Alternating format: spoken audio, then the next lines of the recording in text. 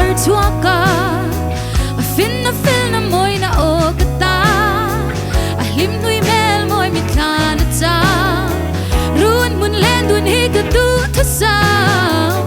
min don lo hian ka ring lo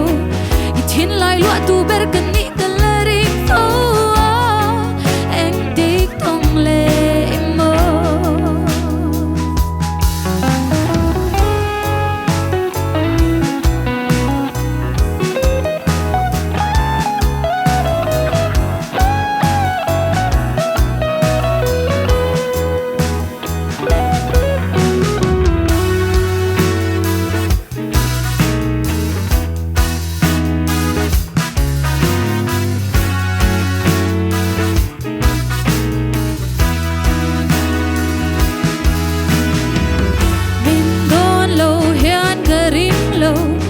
thin lai